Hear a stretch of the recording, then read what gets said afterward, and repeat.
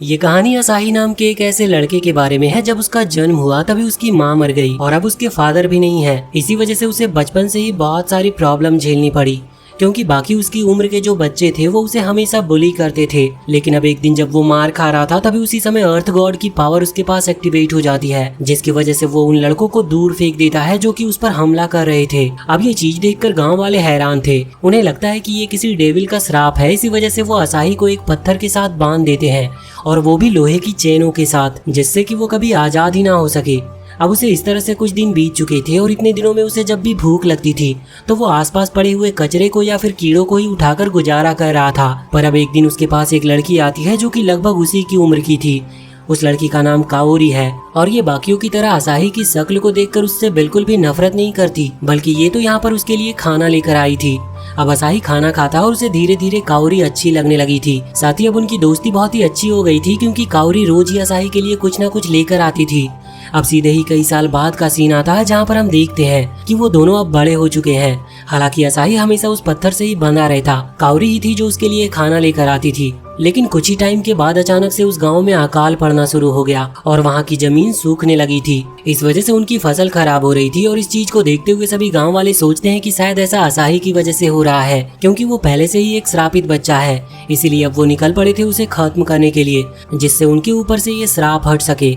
लेकिन जब वो असाही के पास आते हैं तो यहाँ पर काओरी अभी उसके साथ थी। जब वो असाही पर हमला कर रहे थे तो काओरी उसे बचाने की कोशिश करती है, लेकिन इस वजह से वो लोग काओरी को भी मारने लगते हैं। अभी असाही वहीं पर बंधा बंधा काओरी को प्रोटेक्ट करने की कोशिश कर रहा था, लेकिन उसी वक्त एक बूढ़ी औरत वहां पर आती है जो कि काओरी पर हमला करती है।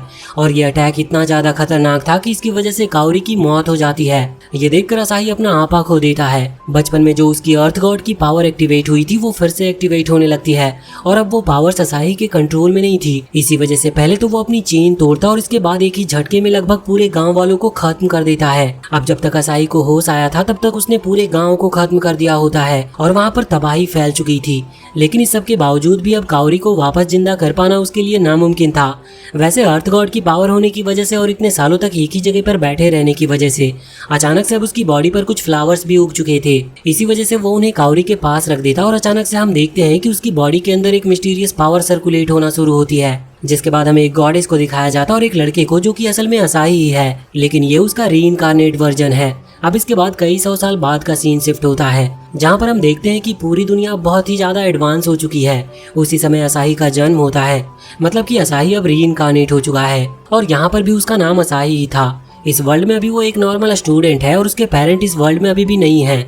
इसी वजह से उसे घर का काम सब कुछ खुद ही करना पड़ता है। अभी वो स्कूल जाने के लिए लेट हो रहा था, इसीलिए वो पहले खाना बनाता है। अभी वो खाना बना ही रहा होता है कि अचानक से उसके घर में एक पोर्टल ओपन होता है, जिसमें से एक लड़की बाहर निकल कर आती है और वो भी बिना कपड़ों के। असाही उसे देखकर हैरान था, लेकिन अचानक से वो लड़की एक बच्ची में बदल जाती है। अभी असाही को उसका नाम डोरा जानने को मिलता है। वो लड़की यहाँ पर बहुत ही शरारत कर रही थी, जिस वजह से असाही हैरान था और वो उससे और कुछ तो नहीं पूछता पर उसे टॉयलेट में फ्लश कर देता है। लेकिन वो कितनी भी कोशिश कर ले पर डोरा अचानक से उसके सामने बार बार अपीयर हो जाती थी। अब ये देखकर वो हैरान था, लेकिन स्कूल के लिए भी वो लेट हो रहा था। इस वजह से वो तुरंत ही बाइसिकल उठाता और स्कूल के लिए निकल पड़ता है, लेकिन रास्ते में भी डोरा उसके पीछे पीछे आ रही होती है। डोरा असाही से कह रही थी कि मैं तुम्हें बहुत पावरफुल बना सकती हूँ, लेकिन असाही उसकी बात पर ज्यादा ध्यान नहीं देते हुए सीधा स्कूल की तरफ बढ़ता है। और स्कूल पहुँचने के बाद भी अभी खिड़की के बाहर उसे डोरा दिख ही रही थी, जो कि उसे परेशान कर रही होती है। इस वजह से असाही खिड़की के पर्दे को लगा देता है, लेकिन अब अचानक से वो उसके टेबल पर आ जाती है, जहाँ पर वो एक पेपर दिखाते हुए कहती है कि क्या वो उसके साथ एक कॉन्ट्रैक्ट साइन कर सकता है। असाही उसकी ये बकवास सुनकर पक चुका था। इस वजह से वो चिल्लाते हुए कहता है कि अपनी बकवास बंद करो। अब डोरा और किसी को नहीं दिख सकती थी। इसी वजह से सभी को लगता है कि असाही ने ऐसा टीचर को कहा है, क्योंकि वो सामने पढ़ा रहे थे। ये सुनकर टीचर को बहुत गुस्सा आता है, पर ना जाने क्यों वो असाही को डांटते नहीं हैं और वो उसे समझाकर बिठा देते हैं। अब असाही को भी समझ आ गया था कि डोरा सिर्फ उसे ही दिखाई दे रही है। अब जब डोरा टीचर के सर पर सो रही थी तो उसी समय असाही चुपचाप वहाँ से निकलने का फैसला करता है। पर अब जब वो बाहर आया था तभी हम एक दूसरी लड़की को देखते हैं, जो कि ना जाने क्यों पर असाही जैसे लड़के को पसंद करती है। वो उसके पास आकर उसे एक लेटर देते हुए अपनी फीलिंग्स एक्सप्रेस कर रही थी, पर उसी समय डोरा वहाँ पर आकर उससे कहने लगती है कि अरे वाह, तुम जैसे लूजर को भी कोई मिल सकती है। असाही को गुस्सा आता और वो उस पर चिल्लाता है और यही चीज उस लड़की को लगती है कि शायद असाही उसे ही ये कह रहा है। इसी वजह से वो वहाँ से चली जाती है। असाही ये देखकर बहुत ही ज्यादा गुस्सा था, वो तुरंत ही वहाँ से चला गया था। अब वो एक बात तो समझ चुका था कि डोरा इतनी आसानी से उसका पीछा नहीं छोड़ने वाली। इस वजह से वो बाद में बहुत सारा खाना उसके पास लेकर आता है और कहता है कि वो उसे छोड़ दे। अब ये चीज देखकर डोरा मान लेती है, लेकिन अब वो अपने नॉर्मल रूप में आकर उससे कहती है कि उसे बस असाही का कुछ टाइम चाहिए, उसे असाही को कुछ बात बतानी है। जिसके बाद अभी वो सीधा ही उस गार्डन में टहल रहे थे, जिस दौरान डोरा असाही का हाथ पकड़ती है और अपनी कुछ पावर असाही के अंदर ट्रांसफर कर देती है। जिसके बाद असाही को आसपास कुछ चेंजेस दिखाई दे रहे थे। डोरा बताती है कि जिस तरह से तुम इस दुनिया को देखते हो, ये दुनिया वैसी नहीं है। मैं यहाँ पर आई क्योंकि तुम्हारे पास समनिंग पावर है। इस वर्ल्ड में हर किसी के पास समनिंग पावर है, जो चीज तुम्हें पता नहीं, क्योंकि ये पावर सभी को अवेकन करनी पड़ती है। वो बताती है कि असाही ने ऐसे ही एक पावर को अवेकन कर लिया है, जिसकी वजह से उसे इसके साथ साथ 12 गॉड की और भी पावर मिल चुकी है। अब इन पावर से असाही जो करना चाहे वो कर सकता है, मगर वो चाहे तो दुनिया को बचा भी सकता है और चाहे तो दुनिया को डिस्ट्रॉय भी कर सकता है। वो अपनी पावर का कुछ नमूना असाही को दिखाती है आसपास के पेड़ों को उखाड़कर, जिसके बाद वो असाही से हाथ मिलाने को कहती है, जिस दौरान वो असाही के अंगूठे से अपने अंगूठे को टच करती है। अब ये उसकी एक चाल थी, क्योंकि ऐसा करते ही उनके बीच का एक कॉन्ट्रैक्ट साइन हो चुका था। बाद में वो वापस से अपने वो बच्चे वाले रूप में आकर असाही का मजाक उड़ाते हुए कहती है कि उसने उसे बेवकूफ बना दिया, उसने सिर्फ ये सब कॉन्ट्रैक्ट साइन करने के लिए करा था। असाही कहता है कि कोई बात नहीं, लेकिन अब कॉन्ट्रैक्ट साइन हो गया है, इसका मतलब अब तुम मेरी गुलाम हो। डोरा इस पर बहुत गुस्सा करती है, लेकिन इसके बाद वो उसके पीठ पर आ जाती है और अपनी पावर से अपने क्रिस्टल विंग्स को निकालते हुए उसे वहाँ से वापस घर लेकर जाने लगती है। आज उसने अपनी पावर का थोड़ा ज्यादा इस्तेमाल कर लिया था, इसी वजह से उसे थोड़ी प्रॉब्लम हो रही थी, जिस वजह से वो गिरते गिरते बच गए थे, मगर फिर भी वो बच ही गए थे और सही सलामत घर पहुंच जाते हैं। अभी घर पर जब असाही कुछ काम कर रहा था तभी लाइट चली गई थी। यहाँ पर डोरा अपनी पावर दिखाती है और कुछ डिम लाइट्स को वहाँ पर क्रिएट करती है। ये लाइट्स बहुत ही स्पेशल थी, क्योंकि असाही की बॉडी पर जहाँ पर भी ये लाइट गिर रही थी वहाँ असाही अजीब सी एनर्जी महसूस कर रहा था और उसकी बॉडी धीरे धीरे हील हो रही थी। ये देखकर वो थोड़ा सा हैरान भी था। वो डोरा से पूछता है कि क्या सच में वो कोई गॉडेस है। इस पर डोरा कहने लगती है कि हाँ बिल्कुल, और इसके बाद में वो अपनी कहानी बताती है। कई साल पहले की बात है, जब गॉड्स और टाइटन के बीच में लड़ाई हुई थी। उसी दौरान डोरा स्पेस में कुछ चेन से बंधी हुई थी और उसे बंधे हुए बहुत टाइम हो चुका था, जिस वजह से उसने उतने समय में बहुत ज्यादा सफर किया। अभी उसी पेन को याद करते हुए यहाँ अभी के टाइम में डोरा बेहोश हो जाती है। असाही ये देखकर तुरंत उसे उठाने लगा था, क्योंकि असाही को भी अब उसकी चिंता हो रही थी, पर वो सोचता है कि ये उठेगी और फिर से परेशान करेगी, इससे अच्छा है कि ये सोती रहे। असाही उसे सुला देता और सोचने लगता है कि उसे पता चला है कि वर्ल्ड में मैजिक है, और अचानक अगर ये बात किसी को पता चल जाए तो उसकी क्या हालत होगी। वो कहता है कि ना जाने कल से मेरी लाइफ कैसी जाने वाली है, मगर उसे पता नहीं था कि बाहर अभी एक और लड़की, मतलब एक मैजिकल लड़की उस पर नजर रखे हुए है। अब अगले दिन हम देखते हैं कि अभी डोरा धूप सेक रही थी और असाही वहीं दूसरी तरफ मुंह करके बैठा हुआ था। वो डोरा से कहता है कि उसे थोड़े से कपड़े पहन लेने चाहिए, लेकिन डोरा बताती है कि वो भूल रहा है कि उसे और कोई देख नहीं सकता। अभी यहाँ पर डोरा उसे अपने ऊपर सनस्क्रीन लगाने को कहती है, लेकिन असाही मना करता है और अपने हेडफोन्स लगा लेता है। अब इसी दौरान हम देखते हैं कि अचानक से एक फ्लावर मॉन्स्टर वहाँ पर आता है और डोरा को पकड़कर खा लेता है।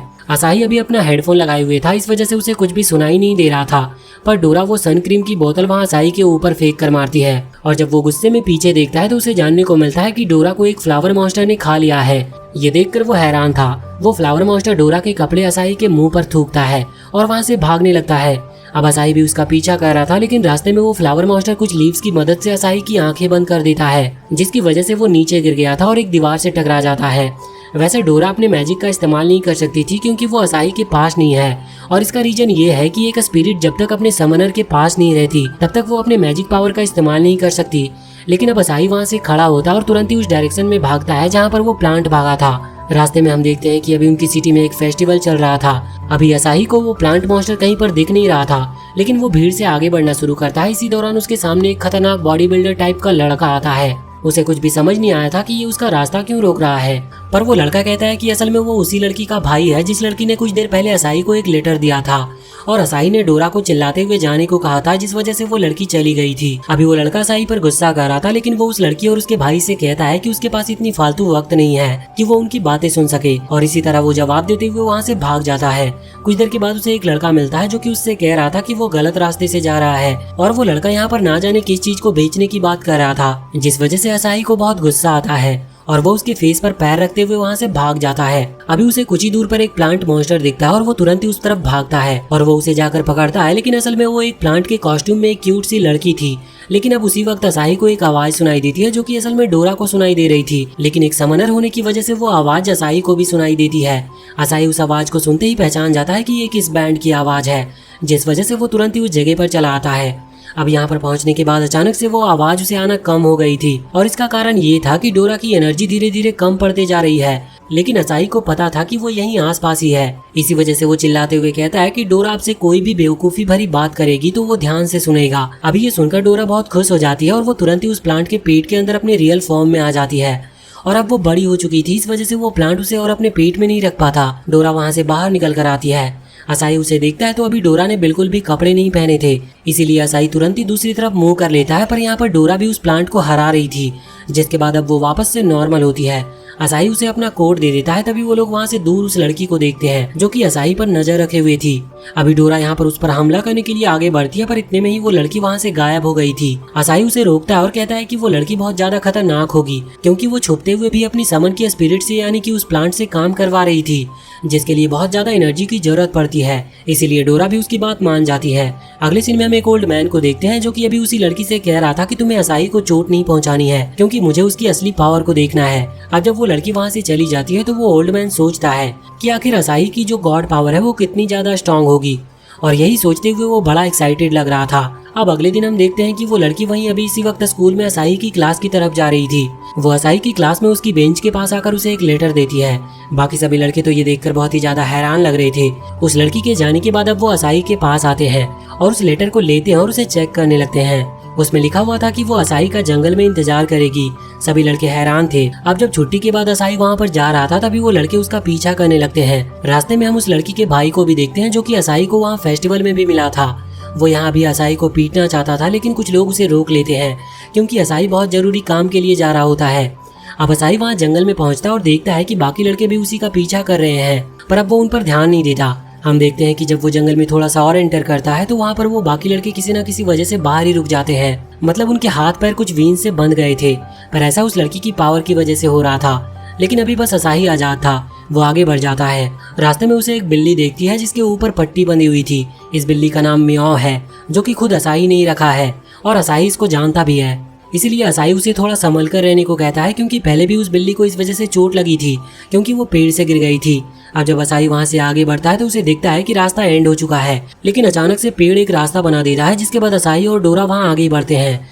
कुछ दूर आने के बाद उन्हें सामने वही लड़की और उसकी वो स्पिरिट यानी कि वो प्लांट मॉन्स्टर दिखता है। यहाँ भी वो प्लांट असाही को देखकर उससे कहता है कि वो अपनी स्पिरिट मतलब कि डोरा को उनके हवाले कर दे, जिस पर असाही ने साफ साफ मना कर दिया था। जो सुनकर वो लड़की असाही की तरफ एक ब्लैक रोज फेंकती है, जिसे असाही ने डॉज कर लिया था। अगर वो उसे डॉज नहीं करता तो उसे बहुत भारी चोट लगने वाली थी। इसके बाद वो प्लांट मॉन्स्टर भी यहाँ पर असाही के ऊपर हमला करना शुरू कर देता है। असाही उसके अटैक से बच रहा था, जिस दौरान डोरा साइड में आकर अपने पास से किसी वेपन को ढूंढने लगती है जो कि इस सिचुएशन में उनकी हेल्प कर सके, लेकिन उसे कोई भी सुटेबल वेपन नहीं मिल रहा था। यहाँ पर इस तरफ असाही डोरा को देखते हुए कहता है कि उसके पास सबसे वर्स्ट स्पिरिट है, मतलब कि सबसे बेकार स्पिरिट जिसे कुछ भी नहीं आता। अब यहाँ वो मिस्टीरियस लड़की और वो प्लांट वहाँ हवा में आ चुके थे। वो प्लांट अभी मिस्टीरियस लड़की से कह रहा था कि इन्हें हराने के लिए हमें सिर्फ 30% पावर यूज करने की जरूरत है, जिसके बाद अब वो लड़की अपनी 30% पावर का इस्तेमाल करते हुए वहाँ पर एक बड़े से ट्री मॉन्स्टर को समन कर लेती है, जो कि देखने में बहुत ही खतरनाक था। वो अब यहाँ सीधा ही डोरा की तरफ बढ़ रहा था उस पर हमला करने के लिए, लेकिन डोरा किसी तरह से उस अटैक को डॉज कर लेती है, जिसके बाद फिर से डोरा पर पंच करने वाला था वो, और डोरा इस अटैक को डॉज नहीं कर सकती थी। इस वजह से असाही वहाँ उसे बचाने के लिए आता है, लेकिन उस ट्री मॉन्स्टर का हाथ वहाँ उन दोनों के ऊपर गिर चुका था। वो प्लांट उस मिस्टीरियस लड़की से कहता है कि शायद असाही भी उसके स्पिरिट के साथ मारा गया, लेकिन इतने में ही उस ट्री मॉन्स्टर के हाथ पर एक सर्कल का निशान अपीयर होता है और उसका उतना हाथ डिस्ट्रॉय हो जाता है। और हमें जानने को मिलता है कि सही वक्त पर डोरा ने अपने मैजिकल क्लेवर्स निकाल लिए थे, जिनकी वजह से उन्होंने उस प्लांट के हाथ को कट कर दिया। अभी वो प्लांट फिर से उनकी तरफ पंच करने वाला था, लेकिन यहाँ असाही डोरा से उसकी स्पिरिचुअल एनर्जी उधार मांगता है, जिसके बाद वो दोनों एनर्जी कनेक्ट करते हैं और असाही पूरी पावर से उस प्लांट के हाथ पर पंच करता है। अभी उसकी वजह से उसका हाथ पूरी तरह से जम चुका था और फिर वो डिस्ट्रॉय हो जाता है।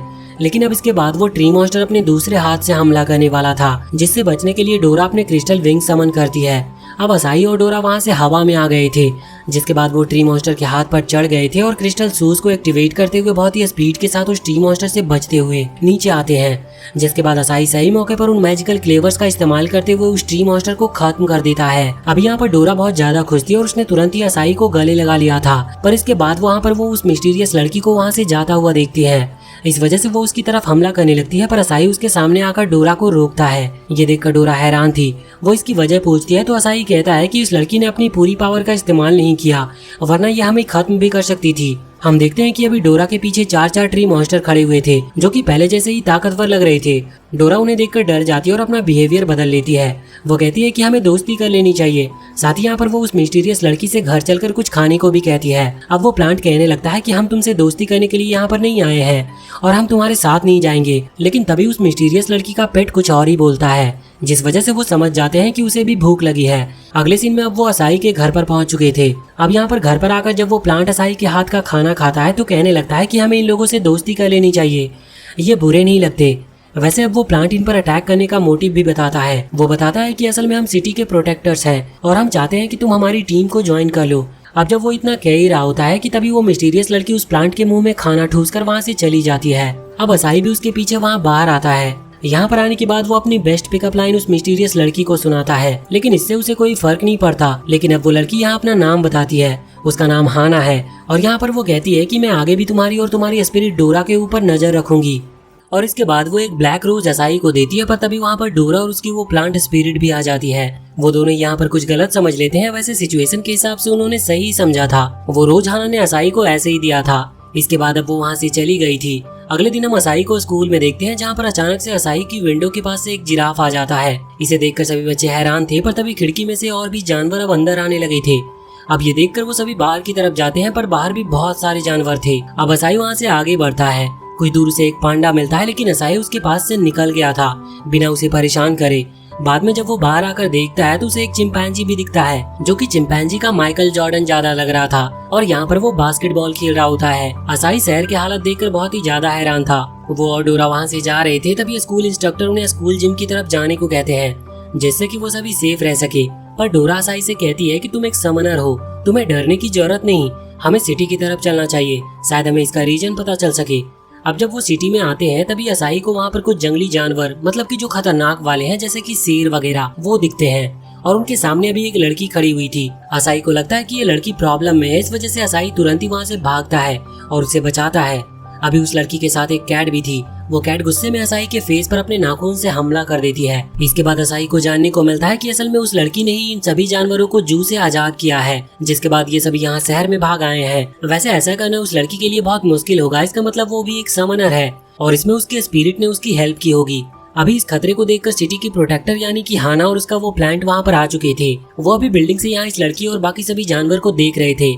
वो प्लांट कहता है कि इसे रोकना इतना ज्यादा मुश्किल नहीं होगा, जिसके बाद अब हाना और वो प्लांट वहाँ बिल्डिंग के ऊपर से जंप कर देते हैं। जंप करते वक्त और नीचे आते वक्त वो प्लांट यहाँ फायर बुलेट्स का इस्तेमाल करते हुए नीचे की तरफ हमला करता है, जिसकी वजह से वहाँ पर हर तरफ धुआं हो गया था। नीचे आने के बाद हाना अपनी पावर से पहले तो सभी जानवरों को पकड़ लेती है और साइड से हटा देती है, जिससे कि वो इस नई मिस्टीरियस लड़की से फाइट कर सके।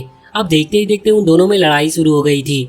इस तरफ डोरा असाई से कह रही थी कि आखिर हम किस तरफ हैं। असल में डोरा भी फाइट के लिए बहुत ही ज्यादा एक्साइटेड थी, लेकिन असाई उससे कहता है कि हमें बीच में आने की जरूरत नहीं, अभी हम दोनों को लड़ते हुए देखते हैं। यहाँ पर अभी हाना अपनी वाइन्स का इस्तेमाल कर रही थी, लेकिन वो मिस्टीरियस गर्ल्स बहुत ही स्पीड से भागते हुए उसके हर अटैक से बच रही थी और उस पर अपनी क्लाउज से हमला कर रही थी।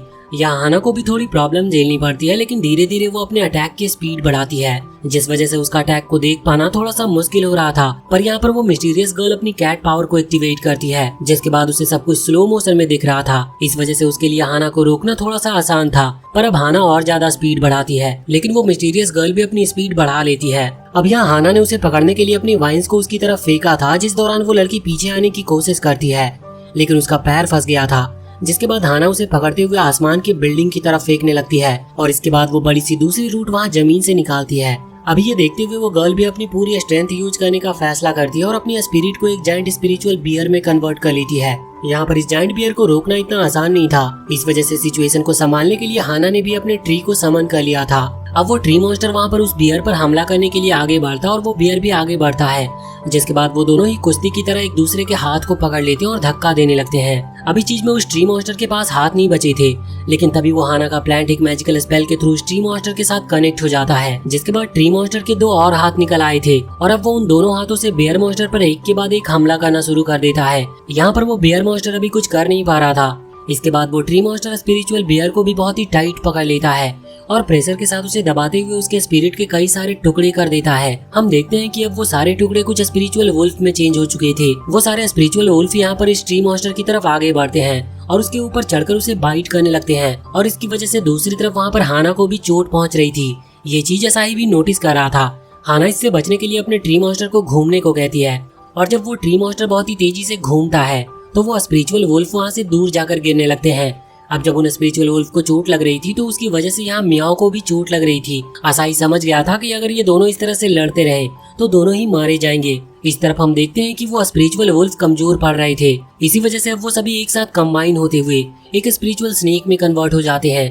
इसके बाद फिर से वो दोनों एक दूसरे पर हमला कर ही रहे थे, लेकिन इतने में ही असाही और डोरा वहाँ से आगे आते हुए डोरा की पावर से बनी हुई कुछ स्पिरिचुअल चेन्स में उन दोनों को पकड़ लेते हैं और इसके बाद असाही उन दोनों को ही लड़ने से मना करता है।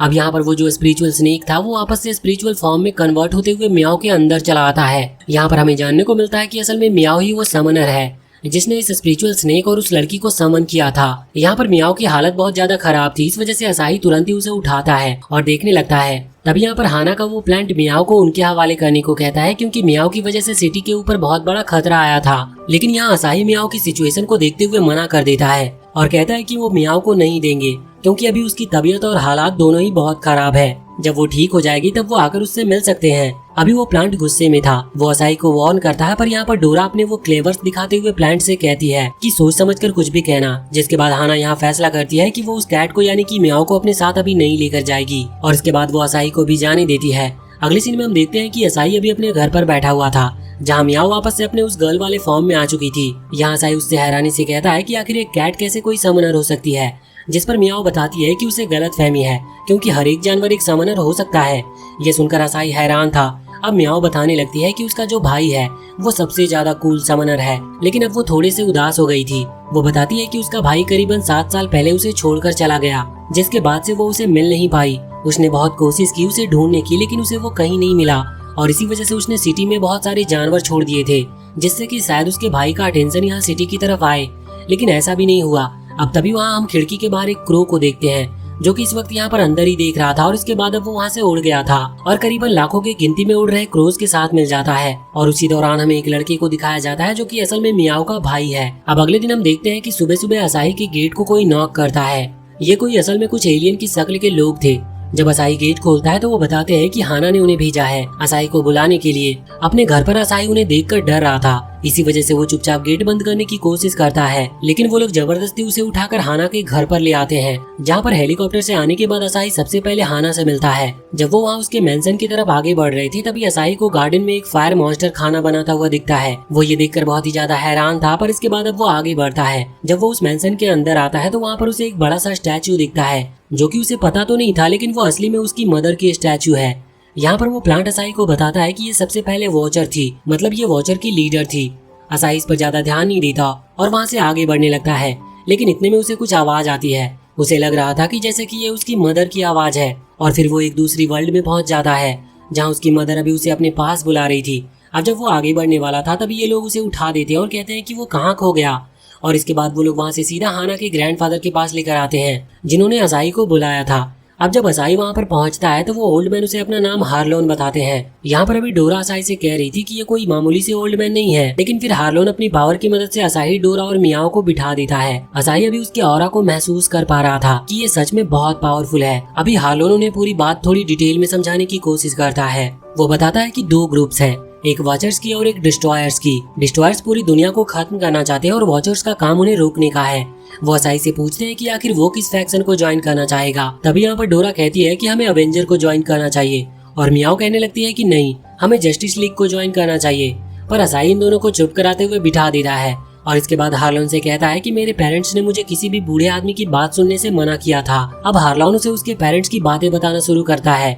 वो बताता है कि तुम 5 साल में ही अनाथ हो गए थे क्योंकि तुम्हारे पेरेंट्स तुम्हें छोड़कर चले गए। वो ऐसे ही कई पर्सनल बात बताता है जो कि असाही के अलावा शायद और किसी को भी पता नहीं था। लास्ट में वो ये भी कहता है कि तुमने डोरा को समन किया, ये कोई मामूली बात नहीं और तुम्हारा जन्म कोई नॉर्मल काम करने के लिए नहीं हुआ है। अब जब वो ये सब कह रहा था इतने में ही तभी उनकी मेंशन के ऊपर एक बड़ा सा पत्थर आकर गिरता है, लेकिन हार्लोन ने उसे नोटिस कर लिया था, इस वजह से उसे पंच करते हुए डिस्ट्रॉय कर देता है। अब तभी उनके सामने एक आदमी आता है। हार्लोन उसे देखकर कहता है कि ये डिस्ट्रॉयर है। असल में डिस्ट्रॉयर ग्रुप के हर एक मेंबर को डिस्ट्रॉयर ही कहा जाता है। यहाँ पर वो डिस्ट्रॉयर अभी इनसे लड़ने के लिए आया था, लेकिन इनका मेन मकसद अभी किसी को भी पता नहीं था। लेकिन हार्लोन उसे देखकर उसे रोकने के लिए उससे लड़ने लगता है। कुछ देर में हार्लोन ये बात समझ चुका था कि यहाँ असाही को खतरा है, इस वजह से वो हाना से कहता है कि वो असाही को यहाँ से लेकर जाए और उसका ख्याल रखे, क्योंकि हार्लोन के हिसाब से यहाँ पर एक डिस्ट्रॉयर नहीं आया है बल्कि यहाँ और भी है। अब जब किसी अटैक की वजह से वो सभी हवा की तरफ गिरने लगे थे तभी हाना उन्हें बचाती है, पर इतने में ही वहाँ पर एक और डिस्ट्रॉयर की एंट्री होती है जो कि उस मेंशन के एक गार्ड को खत्म करते हुए अपनी गन बाहर निकालती है। ये देखते हुए हाना उस पर हमला कर रही थी, पर उसके अटैक्स का कोई फायदा नहीं था क्योंकि डिस्ट्रॉयर बहुत पावरफुल था। अब वहाँ पर एक और डिस्ट्रॉयर आता है जो कि असल में मियाओ का भाई है। मियाओ उसे देखकर हैरान थी। वो नॉर्मल ह्यूमन फॉर्म में आती है और अपने भाई की तरफ आगे बढ़ती है, लेकिन तभी उसका भाई अपना एक क्रो यहाँ पर मियाओ की सर की तरफ भेजता है, जिस वजह से मियाओ का सर डिस्ट्रॉय हो जाता है और वो वापस से अपने कैट के फॉर्म में आ जाती है। ये देखने के बाद असाही को गुस्सा आ गया था। वो तुरंत ही आगे बढ़कर मियाओ के भाई की तरफ हमला करने लगता है, लेकिन इतने में ही एक दूसरा मिस्टीरियस डिस्ट्रॉयर आकर असाही के माइंड में ट्रिगर करता है, जिसके बाद अचानक से असाही किसी दूसरी वर्ल्ड में आ गया था जहाँ भी वो एक बच्चे के फॉर्म में था और उसकी मदर भी वही थी। वो सोच रहा था कि उसका ड्रीम पूरा हो गया, लेकिन अचानक से वो इल्यूजन टूटता है और वो देखता है कि उसे एक डीमन ने पकड़ रखा है। लेकिन रियल वर्ल्ड में हम देखते हैं कि अभी उसके पास डोरा थी जो कि उसे जगाने की कोशिश कर रही थी, लेकिन असाही बहुत बुरी तरह से बेहोश था। दूसरी तरफ वहाँ पर मेंशन के ऊपर हम देखते हैं कि हार्लोन अभी उस पहले वाले डिस्ट्रॉयर से लड़ रहा था, जहाँ वो डिस्ट्रॉयर कमजोर पड़ने लगा था और हार्लोन उसे पीट पीट कर उसे इधर उधर फेंक रहा था। अब यहाँ नीचे हम देखते हैं कि जब ये चीज हाना देखती है तो वो समझ जाती है कि उसके ग्रैंडफादर जीत रहे हैं। इस वजह से वो भी यहाँ पर न आते हुए दूसरे डिस्ट्रॉयर पर हमला करने के लिए अपने ट्री मॉन्स्टर को समन कर लेती है, लेकिन वो डिस्ट्रॉयर गर्ल उस ट्री मॉन्स्टर से बच गई थी। जिसके बाद अचानक से ट्री मॉन्स्टर के पीछे ग्रीन आइज अपीयर होती है और इसके बाद वो ट्री मॉन्स्टर अचानक से फ्रीज होने लगता है और वहीं पर खत्म भी हो जाता है। ट्री मॉन्स्टर के खत्म होने के कारण यहाँ पर हाना को बहुत ही ज्यादा चोट लगी थी और इस चीज का फायदा उठाते हुए वो डिस्ट्रॉयर वहाँ उसके गले पर कट लगा देती है। अब ये देखकर ऊपर हाना के ग्रैंडफादर यानी कि हार्लोन अभी बहुत ज्यादा हैरान लग रहे थे। वो तुरंत ही अपनी हीलिंग पावर का इस्तेमाल यहाँ पर हाना की तरफ करके उसके गले पर लगे उस कट को हील करते हैं। दूसरी तरफ हम देखते हैं कि उसी दौरान एक और डिस्ट्रॉयर वहाँ पर आकर हार्लोन पर हमला करता है, लेकिन हार्लोन ने उसे जमा दिया था।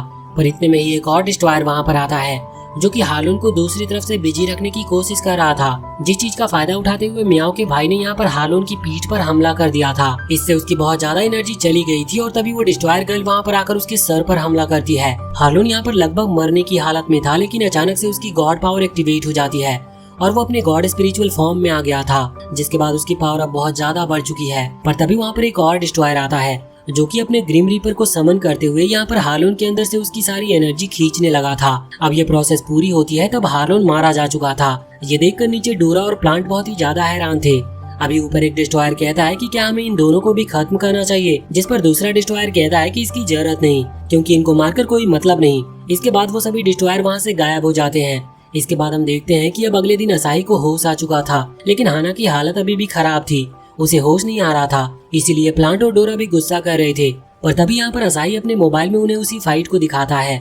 असल में कोई मिस्टीरियस आदमी या फिर मिस्टीरियस लड़की इस चीज को स्ट्रीम कर रही थी। इंटरनेट पर ये चीज देखकर असाही बहुत हैरान था और बाकी सभी भी हैरान ही लग रहे थे और कहते हैं कि अगर वो उस पर्सन का पता लगा ले तो शायद उन्हें और भी कुछ डिटेल्स मिल सकती है। जब वो वहाँ पर उस प्रोफाइल को देखते हैं तो उन्हें जानने को मिलता है कि ये कोई लड़की की है और इसे डिस्ट्रॉयर के बारे में अच्छी खासी नॉलेज भी है। अब ये लोग उसे ढूंढना चाहते थे, तभी इन्हें जानने को मिलता है कि सिटी में आज एक ऑटोग्राफ इवेंट हो रहा है। शायद इस गर्ल की कोई बुक छपी होगी और इसीलिए ये ऑटोग्राफ देने आ रही है। अब यहाँ पर मियाओ, असाही और डोरा वो लोग वहाँ पर उस लड़की को एक एयरशिप से चिपक कर ढूंढने के लिए निकल पड़ते हैं। दूसरी तरफ हम उसी लड़की को देखते हैं जो कि अभी ट्रेन में बैठकर आ रही थी। उसके पास एक फोन है जिससे वो ट्रेन के गेट, एक्सेलरेटर और यहाँ तक कि बड़ी बड़ी बिल्डिंग पर लगी हुई टेलीविजन को भी कंट्रोल कर सकती है।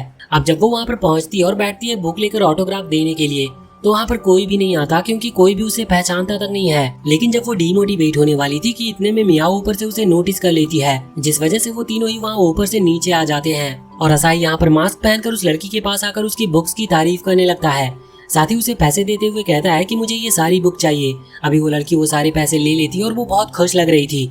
लेकिन इसके बाद वो कहती है कि उसे पता है कि असाही कौन है और वो यहाँ किस किस के साथ आया है और अब उनका भांडा फूट चुका था। इसीलिए डोरा और मियाओ दोनों ही बाहर आ जाते हैं और वो लड़की बताती है कि कल रात उनके ऊपर करीबन 60 डिस्ट्रॉयर ने हमला किया था जो कि बहुत पावरफुल थे। ये देखकर असाही और ज्यादा हैरान था कि उसे उन डिस्ट्रॉयर की गिनती भी पता है, लेकिन इतने में फिर अचानक से उसके फोन पर एक अलर्ट सिग्नल आता है, जिसके बाद वो वहाँ से हट जाती है और हम देखते हैं कि उनके ऊपर एक हमला होता है, मगर यहाँ पर किसी को भी वो अटैक लगा नहीं था।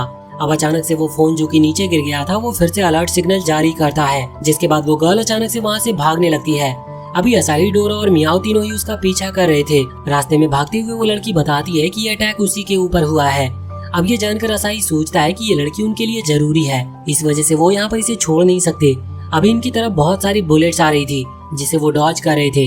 अचानक से जब वो पीछे देखते हैं तो उन्हें पता चलता है कि ये हमला असल में कुछ रोबोट्स कर रहे हैं और वो स्पीड से वहाँ पर भागते हैं, लेकिन सामने ब्रिज का एंड था जिस वजह से उन्हें वहाँ पर से नीचे ही कूदना पड़ता है। अब जब वो नीचे गिर रहे थे तभी वहाँ पर एक कार आती है और उन्हें कैच कर लेती है। अभी असाही ये देखकर हैरान था कि आखिर ये कार अपने आप कैसे चल रही है। तभी उसे जानने को मिलता है कि असल में इस कार को वो लड़की अपने फोन से कंट्रोल कर रही है। वैसे तभी हम देखते हैं कि वो सभी रोबोट्स अभी भी इनका पीछा कर रहे थे। वो लड़की इन्हें बताती है कि ये असल में डिस्ट्रॉयर्स ही हैं और ये लो लेवल स्पिरिट्स हैं और इनका खुद पर कंट्रोल नहीं रहता क्योंकि ये रोबोट्स हैं, इसीलिए ये ज्यादा कुछ सोच नहीं सकते। और उस लड़की ने पहले ही यहाँ से इनके सिग्नल काट दिए हैं, जिसकी वजह से अभी ये बैकअप के लिए रिक्वेस्ट नहीं भेज सकते। अगर इन्होंने इतने सारे रोबोट्स को खत्म कर दिया तो इनकी प्रॉब्लम सॉल्व हो जाएगी। इसीलिए ये देखते हुए डोरा और मियाओ दोनों ही खड़े होते हैं और उन रोबोट्स पर हमला करना शुरू कर देते हैं, लेकिन वो रोबोट्स बहुत ही ज्यादा फास्ट थे, इस वजह से वो उनके हर अटैक को डॉज कर रहे थे। अब तभी वो लड़की भी उठती है और एक रोबोट पर हमला करती है, जिसके बाद वो रोबोट मारा जाता है। ये देखकर वो लोग खुश थे कि उन्होंने एक रोबोट को खत्म कर दिया, पर अभी भी वहाँ पर बहुत सारे रोबोट थे जो कि उनके पीछे बहुत ही स्पीड से आ रहे थे। अब अचानक से वो रोबोट भी गोली चलाना शुरू कर देते हैं। पहले तो असाही उन्हें शील्ड बनाकर रोकने की कोशिश कर रहा था, लेकिन धीरे धीरे अब वो शील्ड कमजोर पड़ते जा रही थी। अब हम देखते हैं कि अचानक से वो रोबोट्स रुक गए थे और इसके बाद फिर से वो गोली चलाते हैं, लेकिन इस बार वो उनसे थोड़ा दूर चलाते हैं, जो चीज किसी को भी समझ नहीं आती। वो लड़की कह रही थी कि शायद इन्होंने अपना निशाना मिस कर दिया, लेकिन असल में वो लोग वहाँ पर रोड पर निशाना लगा रहे थे, क्योंकि इसकी वजह से रोड टूट चुकी थी और ये सभी अपने कार के साथ वहाँ नीचे की तरफ गिरने लगते हैं। लेकिन उसी समय डोरा अपने क्रिस्टल विंग समन कर लेती है, जिसकी वजह से वो उन्हें बचा लेती है, लेकिन हवा में फिर उसकी पावर भी कम पड़ने लगी थी, जिसकी वजह से ये नीचे गिर ही गए थे। हालांकि इन्हें ज्यादा चोट नहीं आई थी। अब ये सभी रोबोट इन पर हमला करने के लिए आगे बढ़ते हैं और ये भाग भी नहीं सकते थे, लेकिन तभी वो लड़की अपने फोन से एक ट्रक को वहाँ पर बुलाती है और वो ट्रक सीधा आकर इन सभी रोबोट से टकराता है, जिस वजह से वो रोबोट वहाँ से दूर जाकर गिरते हैं। लेकिन अभी तक वो खत्म नहीं हुए थे, इस वजह से वो फिर से उठते हैं और इनकी तरफ कुछ मिसाइल से हमला करते हैं। उन मिसाइल्स की वजह से वो लोग वहाँ से दूर गिर गए थे और वो जो ट्रक था वो डिस्ट्रॉय हो गया था। अभी उसके टुकड़े आसपास बिखर रहे थे, लेकिन तभी वो लड़की अपने फोन को एक गेमिंग डिवाइस में कन्वर्ट करते हुए उसकी कोई बटन दबाती है, जिसके बाद वो पूरा ट्रक फिर से कंबाइन होता है और वो एक हाईटेक रोबोट में बदल जाता है। वो रोबोट बहुत ही कूल था और इसके बाद अब वो रोबोट एक एक करके उन सभी रोबोट्स को डिस्ट्रॉय करते जाता है। लास्ट में एक रोबोट भागने की कोशिश कर रहा था, पर उस लड़की के बड़े से रोबोट ने उसे भी हरा दिया था। असाही और बाकी सभी कह रहे थे कि ये रोबोट तो बहुत ही कूल है, लेकिन तभी वो नोटिस करते हैं कि उस रोबोट के चेस्ट पर जहाँ पर फ्यूल होल था वहाँ से फ्यूल लीक हो रहा था। अब अचानक से उसमें आग लग जाती है और एक ब्लास्ट होता है, जिसके बाद से वो लड़की वहाँ से बहुत दूर जाकर गिर गई थी। बाद में असाही और सभी वहाँ पर पहुँचते हैं तो देखते हैं कि वो लड़की नहीं, असल में एक लड़का है जो कि विग पहने हुए था अपनी आइडेंटिटी छुपाने के लिए। उन्हें लगता है कि ये कोई पागल है। तभी असाही उन्हें पहचानता है कि ये लड़का वही है जो कि उसे बहुत पहले मिला था, जब वो उस प्लांट से डोरा को बचाने के लिए उसे ढूंढ रहा था। इसका नाम हमें स्टैन पता चलता है। अब भले ही ये कितना भी पागल टाइप लगे, लेकिन फिर भी उसकी मदद की इन्हें जरूरत है। इसी वजह से असाही दोस्ती का हाथ आगे बढ़ाता और अपनी टीम में ज्वाइन होने का कहता है। इसके बाद स्टैन उन्हें वहाँ से सीधा अपनी लेबोरेटरी में ले आया था, जहाँ पर वो सभी हैरान थे ये देखकर कि एक छोटा बच्चा इतनी ज्यादा चीजें कैसे जानता है। उसकी लेबोरेटरी बहुत ही ज्यादा हाईटेक थी। यहाँ स्टैन उन्हें कई सारी बातें बताता है, जैसे कि उसके पास एक टीवी टाइप की चीज है जिस पर बहुत सारे रेड डॉट और ग्रीन डॉट बने हुए थे। वो पूरे मंथ की रिपोर्ट बताता है, जहाँ पर पहले हम ग्रीन डॉट्स को देखते हैं जो कि असल में स्पिरिट समनर्स को शो करते हैं। वहाँ पर बहुत सारे ग्रीन डॉट थे, लेकिन धीरे धीरे रेड डॉट की गिनती बढ़ते जा रही थी। ये देखकर वो समझ जाते हैं कि जो डिस्ट्रॉयर्स हैं वो उन समनर पर हमला कर रहे हैं, जिन्होंने अपने स्पिरिट्स को अवेकन कर लिया, जिससे कि वो उनकी पावर को छीन सके। इस पर स्टैन कहता है कि बिल्कुल, उन लोगों ने बिल्कुल सही पहचाना। स्टैन बताता है कि उसने एक और चीज नोटिस की थी। अभी कुछ टाइम पहले ही एक दिन अचानक से बहुत सारी स्पिरिट एक साथ अवेकन हुई थी। अवेकन मतलब उनकी पावर एक साथ एक्टिवेट हुई थी। असाही ये चीज सुनकर थोड़ा हैरान था। वो बताता है कि उसी सेम डेट पर डोरा समन हुई थी, मतलब असाही डोरा से पहली बार जब मिला था। स्टैन समझ जाता है कि डोरा में कुछ तो खास बात है। वो डोरा से पूछता है कि आखिर उसका पास्ट क्या है, जिस पर जब डोरा अपने पास्ट को याद करती है तो अचानक से फिर से उसके सर में दर्द होने लगता है। लेकिन फिर स्टैन उसे चुप करा देता है और कहता है कि कोई बात नहीं, बाद में फिर कभी इसके बारे में बता देना। इसके बाद अब वो लोग वहाँ से सीधा ही हार्लोन के मैंसन की तरफ चले गए थे, क्योंकि स्टैन ने अपने डिवाइस में चेक किया था कि पिछली रात के अटैक के पहले मैंसन के अंदर बहुत सारी स्पिरिट थी और वहाँ के खतरे को देखते हुए ज्यादा डिस्ट्रॉयर वहाँ पर आए थे। अभी स्टैन को ये तो पता है कि वहाँ पर कितने डिस्ट्रॉयर आए थे, लेकिन उसे ज्यादा इन्फॉर्मेशन नहीं पता कि आखिर वो कौन कौन थे। इसीलिए वो सारी इन्फॉर्मेशन लेने के लिए यहाँ पर मैंसन की तरफ आया था। यहाँ पर आने के बाद सबसे पहले तो वो अपने एक डिवाइस से आसपास की पूरी जगह को स्कैन करता है और स्कैनिंग के बाद उसे एक कैमरा दिखता है, जिसे रीस्कैन करने के बाद उसे बहुत सारी इन्फॉर्मेशन मिल जाती है। जिसके बाद वो वहाँ पर हवा में एक लाइट रिलीज करता है, जिसकी वजह से जब जब जो भी डिस्ट्रॉयर वहाँ से निकलता है उसका एक होलोग्राम रेडी होता है। पहला वाला होलोग्राम यहाँ पर उस पहले वाले डिस्ट्रॉयर का था। हमें जानने को मिलता है कि असल में वो अर्थ समनर है, लेकिन वो पोर्टल से इसीलिए आया क्योंकि जिससे कोई भी उसे देख ना पाए और वो सीधा वहाँ पर आकर डायरेक्ट अटैक कर सके। मैंसन के ऊपर साइड पर वो पोर्टल बनाने में किसी डायमेंशन समनर ने उसकी हेल्प की थी। इसके बाद जब वो लाइट इधर उधर घूमता है तो एक और डिस्ट्रॉयर सामने आता है। वो बताता है कि ये एक एलिमेंटल समनर है। ये गर्ल वही थी जिसके पास वो गन्स थी। अब वो फिर से लाइट घुमाता है तो उसके बाद मियाओ का भाई सामने आता है। वो बताता है कि इसका नाम क्रो है और ये एनिमल समनर है। मियाओ कह रही थी कि कहीं ऐसा तो नहीं इसका ब्रेन वॉश किया गया हो, वरना मेरा भाई बुरा नहीं था, पर अब ये राज तो शायद फ्यूचर में ही खुल सकता है। इसके बाद अब स्टैन असाही से पूछने लगता है कि वो बेहोश हुआ था तो उसके बाद क्या हुआ, जिस पर असाही बताता है कि वो किसी दूसरी दुनिया में जाकर कैद हो गया था। अब तभी स्टैन होलोग्राम को उसी जगह पर लेकर आता है जहाँ पर असाही बेहोश हुआ था। हमें जानने को मिलता है कि ये कोई मिस्टीरियस आदमी था जिसे हम पहले देख चुके हैं, पर स्टैन बताता है कि ये माइंड कंट्रोल करना जानता है। अब स्टैन दूसरी तरफ लाइट करता है तो वहाँ पर एक मिस्टीरियस लड़की आती है जिसने हाना के गले पर वो कट लगाया था। स्टैन बताता है कि इसे शैडो कहते हैं क्योंकि ये शैडो से छुपते हुए हमला करती है। इसके बाद अब वो मैंसन की तरफ लाइट करता है जहाँ ऊपर लास्ट 7th डिस्ट्रॉयर सामने आता है, जो कि वही ग्रिम रीपर वाला था। स्टैन बताता है कि इसके पास स्पेशल पावर है, ये किसी भी स्पिरिट को एब्जॉर्ब कर सकता है और इसी ने हार्लोन को भी मारा था। अब इसके बाद स्टैन वहाँ से आगे बढ़ता और एक गड्ढे की तरफ जाता है। वो बताता है कि यह गड्ढा उस डायमेंशन समनर की वजह से हुआ, क्योंकि उसने यहाँ से आधी बिल्डिंग को ही किसी और जगह पर टेलीपोर्ट कर दिया है। ये सुनकर सभी हैरान थे। जब वो उस गड्ढे के नीचे आते हैं तो यहाँ स्टैन अपने होलोग्राम पावर से पिछली रात के पहले की जगह को होलोग्राम के थ्रू इन्हें बताता है, जहाँ पर ये लोग देखते हैं कि बहुत सारी स्पिरिट्स बोतल में बंद थी।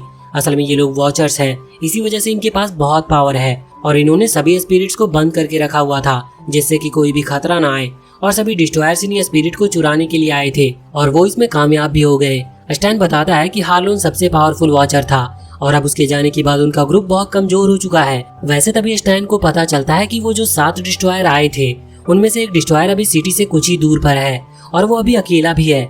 ये सुनते ही वो सभी फैसला करते हैं कि वो उससे लड़ने जाएंगे, क्योंकि वो अकेला है इसीलिए उसे हराना थोड़ा आसान हो सकता है। अब अगले सीन में ये लोग वहाँ से निकल चुके थे। जब वो बस के अंदर थे तो स्टैन असाही से उसके पास्ट के बारे में पूछता है तो वो बताना शुरू करता है कि जब वो 5 साल का था तभी उसके पेरेंट्स चले गए, लेकिन ये सब बताते हुए वो बहुत उदास हो रहा था। इसीलिए डोरा उसे शांत कराती है, लेकिन तभी मियाओ डोरा से पूछने लगती है कि उसका पास्ट क्या है। तो डोरा बताती है कि वो जब भी अपने पास्ट के बारे में सोचती है तो उसका सर दुखने लगता है। इसके बाद स्टैन डोरा की पूरी बॉडी को स्कैन करता है और बताता है कि इसकी जो मेमोरीज है उन्हें सील कर दिया गया है। ये सुनकर असाही थोड़ा सा हैरान था और कहने लगता है कि क्या उस सील्ड को तोड़ने का कोई तरीका नहीं है, जिस पर स्टैन बताता है कि अभी तो ये पॉसिबल नहीं है। वैसे अब अगले सीन में वो लोग उसी गाँव में पहुँच चुके थे जहाँ से उन्हें वो सिग्नल आ रहा था। यहाँ पर आकर स्टैन बताता है कि ये गांव कई साल पहले खाली हो चुका था। यहाँ के जो विलेजर्स थे वो सारे मारे जा चुके हैं और उसके बाद से जो भी यहाँ पर आया वो कभी वापस लौट कर नहीं गया। अब जब ये आगे बढ़ते हैं तो इन्हें बहुत सारे रेड फ्लावर्स दिखते हैं, जिन्हें देखकर अभी ये थोड़े से हैरान थे। पर उन रेड फ्लावर्स के बीच में एक घर था जहाँ पर वो एक आदमी को देखते हैं। ये आदमी वही है जो कि हमें कहानी की शुरुआत में दिखाया गया था और इसका नाम असाही पता चलता है, लेकिन इसका असली नाम सिल्वर है। और ये फ्लावर असल में उन्हीं गांव वालों के ब्लड की वजह से आए थे जिन्हें सिल्वर ने खत्म किया था। अब ये लोग सिल्वर को देखते हैं तो थोड़े हैरान हो जाते हैं, क्योंकि इस तरह के एरिया में वो अकेला फूलों की फार्मिंग कर रहा था। ये लोग छुपकर थोड़ी देर उसे देखने का फैसला करते हैं, लेकिन जब सिल्वर कुछ खाने की चीज लेकर आता है तो डोरा वहाँ उसके स्मेल से हवा में आ जाती है, जिसकी वजह से अब सिल्वर ने उन्हें देख लिया था। इसीलिए इनके पास सामने आने के अलावा और कोई रास्ता नहीं बचा था। असाही वहाँ पर आकर बताता है कि वो एक स्कूल स्टूडेंट है, इसीलिए वो अपने प्रोजेक्ट के लिए यहाँ इन फूलों के बारे में कुछ जानकारी लेने आए हैं। अब सिल्वर उसे वेलकम करता और बिठाता है और चाय भी देता है, जिसे असाही ने छूकर फेंक दिया था। इसके बाद सिल्वर उसे खाने के लिए कुछ चीजें लाता है, लेकिन तभी हम देखते हैं कि थोड़ी हवा चलने लगी थी, वो समझ गए थे कि शायद यहाँ पर तूफान आने वाला है। धीरे धीरे हवा थोड़ी तेज होती है, जिसके बाद सिल्वर वहाँ से आगे बढ़ता और फूलों को प्रोटेक्ट करने लगता है, क्योंकि ये सभी फूल उसे काउरी की याद दिलाते थे। अभी हवा रुक नहीं रही थी, इस वजह से उसे गुस्सा आ रहा था। वो तुरंत ही अपने कपड़े फाड़ देता है, जिसकी वजह से ये लोग समझ जाते हैं कि ये वही डिस्ट्रॉयर है। स्टैन तुरंत ही असाई से कहता है कि हमें इसे खत्म करना होगा, ये उन 60 डिस्ट्रॉयर में से एक है।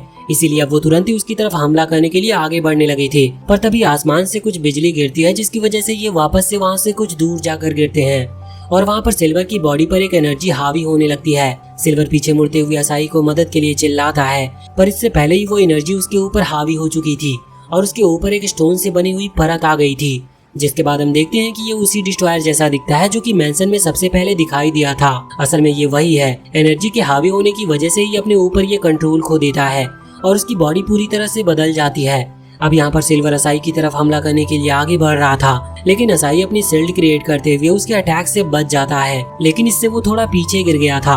अब हम देखते हैं कि मियाओ तुरंत ही आगे बढ़ रही थी सिल्वर पर हमला करने के लिए। वो सिल्वर की पीठ पर कई सारे कट लगाती है, लेकिन वो देखती है कि उसकी पीठ बहुत ही ज्यादा हार्ड है और इसकी वजह से उसके अटैक का कोई फायदा नहीं। इस तरफ डोरा अपने रियल फॉर्म में आने के बाद असाई से कह रही थी कि इसे रोकना इतना ज्यादा आसान नहीं होगा। इसे रोकने के लिए मुझे अपनी न्यू पावर्स को अनलॉक करना होगा। जिसके बाद वो उस पावर को समन करने की कोशिश करती है, लेकिन इसमें उसे कुछ टाइम लगने वाला था, इसीलिए वो इन लोगों से कुछ टाइम मांगती है। अब यहाँ पर मियाओ आगे बढ़कर फिर से सिल्वर पर हमला कर रही थी, लेकिन सिल्वर को इन अटैक से कुछ भी नहीं होता, बल्कि वो मियाओ का ही पैर पकड़ते हुए उसे वहाँ से दूर हटा देता है।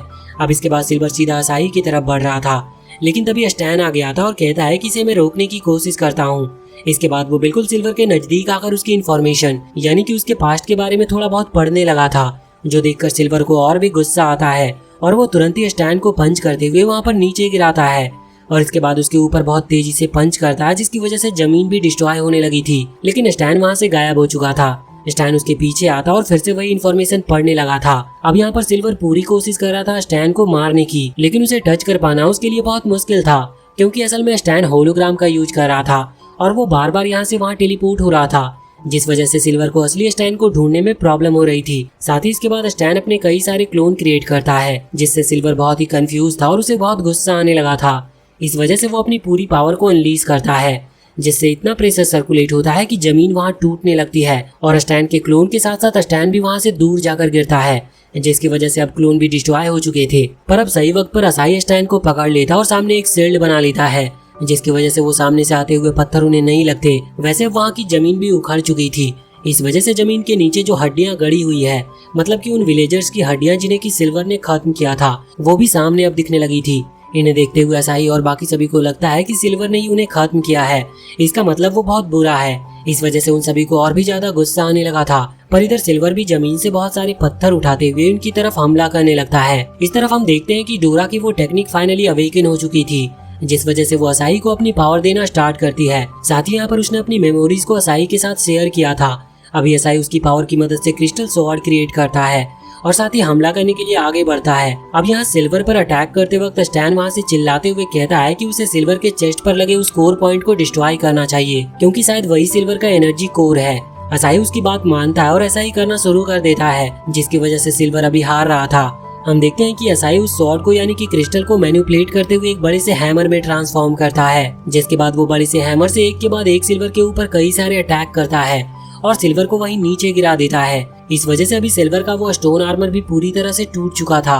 अब ये लोग सिल्वर के पास आते हैं। यहाँ पर असाई कह रहा था कि हमें इसके कोर को डिस्ट्रॉय करते हुए इसे खत्म कर देना चाहिए, लेकिन इस पर सिल्वर कहता है कि नहीं, उस मॉन्स्टर को रोकने का सिर्फ यही तरीका है। अगर इस कोर को डिस्ट्रॉय कर दिया गया तो वो मॉन्स्टर बाहर आ जाएगा। तभी वो नोटिस करता है कि उसका जो कोर है उसके ऊपर एक क्रिस्टल लगा है, इसका मतलब वो ऑलरेडी टूट चुका है। अब अचानक से उस कोर के अंदर से बहुत तेज एनर्जी निकलना शुरू होती है और एक बड़ी सी स्पाइक बाहर निकल कर आती है, जिसकी वजह से सिल्वर वहीं मारा जाता है। अब वो जो एनर्जी थी जो सिल्वर की बॉडी पर काबू करते जा रही थी, जिस वजह से सिल्वर ने अपने ऊपर से कंट्रोल खो दिया था और वो मारा गया था। सिल्वर की पूरी बॉडी के आसपास फिर से एक स्टोन आर्मर आना शुरू हो गया था, जो कि असल में कोई आर्मर नहीं बल्कि वही स्टोन गॉड की पावर्स है। सिल्वर पूरी तरह से एक स्टोन मॉन्स्टर में बदल चुका है। दूसरी तरफ वो जो डिस्ट्रॉयर का ग्रुप है वो ये चीज नोटिस करता है कि सिल्वर की एनर्जी गायब हो चुकी है, इसका मतलब उसका कोर डिस्ट्रॉय हो चुका है और उसकी जो पावर थी जो कि सील्ड थी वो अब अनलीश हो चुकी है, इसका मतलब वो मॉन्स्टर बाहर आ चुका है। वो तुरंत ही वहाँ से सिल्वर के पास आने के लिए निकलते हैं। इस तरफ हम देखते हैं कि सिल्वर को रोकने के लिए असाई क्रिस्टल स्वॉर्ड्स का इस्तेमाल कर रहा था। उसने कई सारी स्वॉर्ड्स का यूज किया था पर उसका कोई भी फायदा नहीं था। दूसरी तरफ अभी स्टैन और मियाओ मिलकर भी हमला करते हैं, लेकिन जब मियाओ अपनी गर्ल फॉर्म में आने के बाद अपनी स्पिरिचुअल फॉर्म का इस्तेमाल कर रही थी, तभी वो स्टोन मॉन्स्टर उसकी स्पिरिचुअल एनर्जी को रोक देता है और उसे वहां से नीचे फेंक देता है। अभी स्टैन भी थोड़ा डिस्ट्रैक्टेड हो चुका था, इस वजह से वो स्टोन मॉन्स्टर उसे भी सामने से हटा देता है। अब यहाँ साई उस पर हमला करने के लिए आगे बढ़ रहा था। वो अपनी स्पिरिचुअल स्पेयर का इस्तेमाल करता है, लेकिन वो स्पिरिचुअल स्पेयर उस स्टोन मॉन्स्टर को ज्यादा इफेक्ट नहीं पहुंचा पाती। असाई यहाँ पर मल्टी स्पिरिचुअल स्वॉर्ड्स का भी इस्तेमाल कर रहा था, पर उसका कोई भी अटैक इतना पावरफुल नहीं था कि उस स्टोन मॉन्स्टर को चोट पहुंचा पाए। वो स्टोन मॉन्स्टर असाई पर ही हमला करके उसे नीचे गिरा देता है और फिर उसकी तरफ आगे बढ़ने लगता है। साथ ही वो यहाँ पर हमला भी करता है, जिस हमले को रोकने के लिए डोरा आगे आकर एक शील्ड क्रिएट करती है। वो शील्ड डिस्ट्रॉय होते जा रही थी, पर वो बार बार सेम शील्ड क्रिएट करती है जिससे कि वो असाई को प्रोटेक्ट कर सके। दूसरी तरफ असाई, जो कि अभी डोरा के स्पिरिट प्रिजन में आ चुका था, वहाँ पर वो सामने कुछ चेन्स को देखता है जिन्होंने एक क्रिस्टल को बांध रखा था। यहाँ वो पहले चेन को टच करता है तो वो चेन डिसअपियर होने लगती है, जिसके बाद वो आगे बढ़कर उस स्टोन को भी टच करता है। वैसे उसके उस स्टोन को टच करने से पहले हम बाहर देखते हैं कि अभी डोरा जब उस स्टोन मॉन्स्टर से फाइट कर रही थी, तभी वो स्टोन मॉन्स्टर डोरा को पंच करने के लिए आगे बढ़ता है। अभी उस स्टोन मॉन्स्टर को भी डोरा के अंदर काओरी दिखाई दे रही थी, पर फिर भी सिल्वर तो स्टोन मॉन्स्टर के कंट्रोल में है, इस वजह से वो खुद को रोक नहीं सकता था, बल्कि अब वो मारा जा चुका है। उसे बस सामने ये सब दिख रहा होता है क्योंकि उसकी सोल अभी भी स्टोन मॉन्स्टर के अंदर है। अब जब वो डोरा को पंच करता है और वो वहाँ से दूर गिरती है, उसी समय उसकी स्पिरिट प्रिजन में असाई उस क्रिस्टल को टच करता है। क्रिस्टल को टच करते ही यहाँ पर डोरा की जो रियल पावर है वो अनलीश होना शुरू हो जाती है। उसके आसपास एक एनर्जी सर्कल क्रिएट होता है और हम देखते हैं कि आसमान में बहुत सारी, मतलब हजारों लाखों की तादाद में स्पिरिचुअल स्वॉर्ड्स आना स्टार्ट हो गई थी, जो कि सीधे ही उस स्टोन मॉन्स्टर के ऊपर गिरती है और वो स्टोन मॉन्स्टर वहीं नीचे गिर जाता है। जब वो आंख खोलता है तो सामने एक गॉडेस को देखता है, जो कि अपनी पावर से एक जाइंट स्वॉर्ड को समन कर रही थी। ये जाइंट स्वॉर्ड सीधे आकर स्टोन मॉन्स्टर को लगती है, जिसकी वजह से उसकी जो सोल है वो सीधे हेवन में पहुंच जाती है। इस तरफ असाई की भी आंख खुलती है तो वो भी अभी गॉडेस को देखता है और उसे वो गॉडेस डोरा लग रही थी, लेकिन वो फिर से बेहोश हो गया था। अब जब एक और बार उसे होश आता है तो वो देखता है कि सब कुछ ठीक हो चुका है। उसके पास में डोरा थी। तभी मियाओ और स्टैन भी आते हैं और वो बताते हैं कि सिल्वर यानी कि वो डिस्ट्रॉयर मारा जा चुका है। पहले तो वो ये चीज कंफर्म कर लेते हैं। कंफर्म होने के बाद अभी स्टैन कह रहा था कि एक अकेले डिस्ट्रॉयर को मारना इतना मुश्किल था, बाकी डिस्ट्रॉयर से हम कैसे लड़ेंगे और आखिर हम उन्हें ढूंढेंगे कैसे। इस पर असाई कहता है कि हमें उन्हें ढूंढने की जरूरत ही नहीं, हमने उनके एक साथी को मारा है, इस वजह से वो खुद हमें ढूंढते हुए आएंगे। हमें तो यहाँ से जल्द निकलना चाहिए। असाई का ये डिसीजन बिल्कुल सही था, क्योंकि जब वो वहाँ से निकले थे तो उसके कुछ ही देर बाद वो सभी डिस्ट्रॉयर वहाँ पर आ जाते हैं। अभी उन डिस्ट्रॉयर में जो मेन डिस्ट्रॉयर था, मतलब वो डिस्ट्रॉयर जिसने की ग्रिम रीपर को समन किया था, वो यहाँ सबसे पहले आगे आते हुए सिल्वर के अंदर से वो सारी मेमोरीज को खींचता है और उसकी पूरी फाइट को शुरू से लेकर अंत तक देखता है। वो समझ गया था कि सिल्वर को किसने खत्म किया, इस वजह से वो अपने सभी साथियों से कहता है कि हमें पहले इन बच्चों को रोकना होगा, वरना ये आगे भी प्रॉब्लम क्रिएट करेंगे। अब दूसरी तरफ हम वहाँ उस बेस में आ जाते हैं जिसमें असाई और बाकी सभी थे। यहाँ पर मियाओ की हालत अभी खराब थी और स्टैन उसका इलाज कर रहा था, लेकिन अब अचानक से उनकी बेस के सामने एक पोर्टल ओपन होता है, जिसके बाद वो डिस्ट्रॉयर गर्ल वहाँ पर सामने आकर उस बेस को बीच में से कट कर देती है। यहाँ पर बहुत ही कम समय में वो सभी मारे गए थे। लास्ट में बस असाई बचता है, जिसके भी वो लोग टुकड़े टुकड़े कर देते हैं। अभी असाई जैसे ही आँख खोलता है तो वो अलग स्पेस में आ चुका था, जहाँ मिस्टीरियस मैन उसके सामने आते हुए उससे कहता है कि उसके सारे दोस्त मारे गए। अभी यहाँ स्पेस में असाई के आसपास बहुत सारे मिरर्स थे। वो उन्हें तोड़ने लगता है और कहने लगता है कि आखिर मैं इतना कमजोर क्यों हूँ। इस पर वो मिस्टीरियस आदमी कहता है कि भले ही तुम्हारे सारे दोस्त मारे गए, लेकिन मुझे तुमसे माफी मांगनी है, इसलिए मैं तुम्हें टाइम में पीछे भेजने वाला हूँ। अब वो मिस्टीरियस आदमी जो हुडी पहने हुए था, वो हुडी को निकालता है, जिसके बाद हमें उसका फेस दिखाया जाता है और जानने को मिलता है कि ये असल में असाई का फादर है। वो कहता है कि हमारे पास ज्यादा टाइम नहीं है, इस वजह से मैं तुम्हें डीमन फर्नेस में मिलूंगा। और इसके बाद वो असाई को फिर से टाइम में पीछे भेज देता है। अब हम देखते हैं कि जब वो डिस्ट्रॉयर गर्ल वहाँ फिर से पोर्टल ओपन करके उस बेस के सामने आई थी, और जब उसने उस बेस को काटा था तो वहाँ पर उस बेस के अंदर कोई भी नहीं था, बस उसमें बम लगे हुए थे जो कि ब्लास्ट करते हैं। इस तरफ रियल बेस में जहाँ पर अभी स्टैन और बाकी सभी थे, वहाँ पर स्टैन कह रहा था कि ये तो अच्छा हुआ कि हमने सही मौके पर अपना व्हीकल बदल दिया। यहाँ पर डोरा भी असाई को जीनियस कह रही थी, क्योंकि उसने उन्हें पहले ही बता दिया था कि क्या हुआ था। पर अब वो लोग यहाँ पर ज्यादा टाइम वेस्ट नहीं करते हैं और तुरंत ही असाई के घर की तरफ चले जाते हैं, क्योंकि वहाँ पर उन्हें अभी हाना की तबीयत भी चेक करनी है और साथ ही उसे भी बताना है कि यहाँ पर क्या क्या हुआ। अब जब वो घर पर पहुँचते हैं तो वहाँ पर आकर देखते हैं कि हाना घर पर है नहीं। अभी डोरा कह रही थी कि कहीं ऐसा तो नहीं कि डिस्ट्रॉयर पहले ही यहाँ पर आकर उसे अपने साथ ले गए, लेकिन तभी उन्हें एक लेटर दिखता है जो कि हाना ने छोड़ा था, क्योंकि वहाँ पर ब्लैक रोज भी रखा हुआ था। इसके बाद अब वो तुरंत ही वहाँ से निकलने की तैयारी करते हैं क्योंकि जो डिस्ट्रॉयर है वो बहुत ही स्पीड से इनके घर की तरफ बढ़ रहे हैं। बाहर आते ही स्टैन अपने डिवाइस से हाना की मैंशन के ऊपर एक हेलीकॉप्टर बुलाता है जो कि असल में हाना की फैमिली को बिलोंग करता है, लेकिन स्टैन उसे अपने डिवाइस से कंट्रोल कर सकता था। वो उस हेलीकॉप्टर में बैठकर वहाँ से निकल पड़ते हैं। रास्ते में असाई उस लेटर को ओपन करके देखता है। उसमें लिखा हुआ था कि हाना असल में डीमन फर्नेस की तरफ गई है। असाई को समझ भी नहीं आता कि आखिर ये डीमन फर्नेस क्या है। तो यहाँ पर मियाओ बताती है कि वो एक आइलैंड है जहाँ पर ट्रायल्स होते हैं, मतलब कि टेस्ट होते हैं। उन टेस्ट को पार करना लगभग नामुमकिन है, लेकिन जो उन्हें पार कर लेता है वो एक परफेक्ट समनर बन जाता है। अब यहाँ पर स्टैन कह रहा था कि वो आइलैंड तो बहुत मिस्टीरियस है, लेकिन हमें उसका रास्ता नहीं पता। हमें अब आगे करना क्या है ये सोचना होगा। तभी असाई उस लेटर को ध्यान से देखता है तो उसे जानने को मिलता है कि हाना ने वहाँ का कोऑर्डिनेट उस पर लिख रखा था, जिसे देखने के बाद स्टैन समझ जाता है कि अब वो लोग उस आइलैंड पर जा सकते हैं। अभी कुछ ही देर में वो समुद्र की तरफ पहुंच चुके थे, जहाँ से सीधा रास्ता अभी डीमन फर्नेस आइलैंड की तरफ जाता है। रास्ते में उन्हें बहुत ही खतरनाक तूफान मिलता है, जिसे देखकर स्टैन कहता है कि इसके दूसरी तरफ ही हमें वो आइलैंड मिलेगा। अब जब वो आगे बढ़ रहे थे तो अचानक से वो उस तूफान में फंस जाते हैं, लेकिन जब मौसम ठीक होता है तो उनके सामने वही आइलैंड था। वो सभी खुश थे, लेकिन उसी दौरान असाई एक अजीब सी एनर्जी को महसूस करता है। ये एनर्जी असल में शैडो की थी। शैडो वही डिस्ट्रॉयर गर्ल है। वो यहाँ इनके हेलीकॉप्टर पर कट लगाती है और हेलीकॉप्टर बीच में से पूरी तरह से कट चुका था। वो अटैक उनको भी लगता है, लेकिन इसके पहले ही असाई ने अपनी स्पिरिचुअल क्रिस्टल शील्ड क्रिएट कर ली थी। अभी वो लोग हवा में से नीचे गिर रहे थे, पर तभी स्टैन अपने डिवाइस में से एक रोबोट क्रिएट करते हुए सभी को बचा लेता है। पर इतने में ही वो एलिमेंट पावर वाली डिस्ट्रॉयर गर्ल वहाँ पर आती है, और जब ये उसके अटैक से बचते हुए उस पर हमला कर रहे थे तभी वहाँ पर मियाओ का भाई क्रो भी आ जाता है। अब इनके लिए बहुत प्रॉब्लम हो चुकी थी क्योंकि ये सभी डिस्ट्रॉयर से एक साथ नहीं लड़ सकते, और अब वो वहाँ से नीचे गिरने लगते हैं। लेकिन लकीली ये सीधा उसी आइलैंड यानी कि डीमन फर्नेस पर गिरते हैं, जिसके बाद सभी डिस्ट्रॉयर उनके सामने आ चुके थे। इन्होंने अब होप खो दी थी। इन्हें लग रहा था कि अब ये नहीं बचने वाले, पर इतने में ही वहाँ पर एक बनी गर्ल आती है। वो इन सभी के ऊपर एक स्टिकर लगाती है और कहती है कि तुम लोग डीमन फर्नेस के रूल के खिलाफ जा रहे हो। तुम यहाँ पर किसी को खत्म नहीं कर सकते। अगर तुम्हें किसी को खत्म करना है तो इसके लिए एरिना में चैलेंज करना होगा। अब यहाँ पर वो एलिमेंट पावर वाली डिस्ट्रॉयर गर्ल, उसका नाम फ्लेम है, वो कहने लगते हैं कि आखिर तुम हो कौन हमें रोकने वाले। पर तभी उनका वो मेन डिस्ट्रॉयर यानी कि वो ग्रिम रीपर वाला डिस्ट्रॉयर उसे रोक देता है, और इसके बाद अब वो लोग वहाँ से गायब हो जाते हैं। असाई और बाकी सभी खुश थे कि जान बच गई। अब यहाँ पर असाई बनी गर्ल से कुछ क्वेश्चंस पूछने वाला था, लेकिन इतने में ही बनी गर्ल वहाँ से चली जाती है। वो लोग उसका पीछा करते हैं, लेकिन उसे वो पकड़ नहीं पाते। लेकिन अब वो आइलैंड की तरफ आ चुके थे, पर अभी भी इतनी देर तक चलने के बाद वो टाउन तक नहीं पहुंचे थे और वो लोग थक भी चुके थे। लेकिन इतने में उनके पीछे एक मिस्टीरियस आदमी आता है जिसके पास एक अजीब सा पेट था। वो आदमी अपना नाम रिचर्ड बताता और कहता है कि वो इन्हें लिफ्ट दे सकता है टाउन तक जाने के लिए, क्योंकि वो एक मर्चेंट है और उसका यही काम है। इन लोगों के पास पैसे नहीं थे, पर फिर भी ये लोग बैठ जाते हैं। अब रास्ते में रिचर्ड उनसे पूछता है कि आखिर इन लोगों की ऐसी हालत क्यों है, जिस पर ये सब बताते हैं कि इनके पीछे डिस्ट्रॉयर पड़े हैं।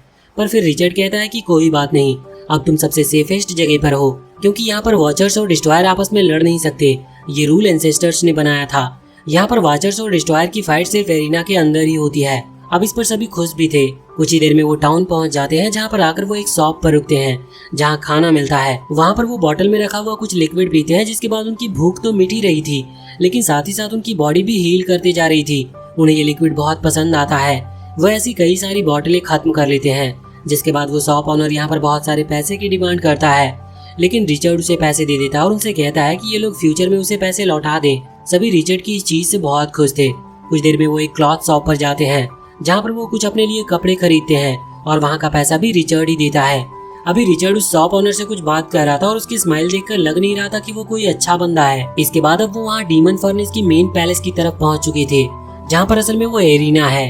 अब ये कुछ स्टेप चढ़कर ऊपर आते हैं तो इन्हें जानने को मिलता है कि यहाँ एरिना के अंदर आने के लिए 4 गेट है, और 4 गेट इसीलिए है क्योंकि एरिना में एंटर करने के लिए क्वालिफिकेशन की जरूरत पड़ती है। अब ऐसा नहीं है कि चारों गेट में सेम क्वालिफिकेशन की जरूरत है, मतलब उसमें अलग अलग क्वालिफिकेशन चाहिए, और अगर किसी के पास एक भी है तो वो उस गेट को पार कर सकता है और एरिना में आ सकता है।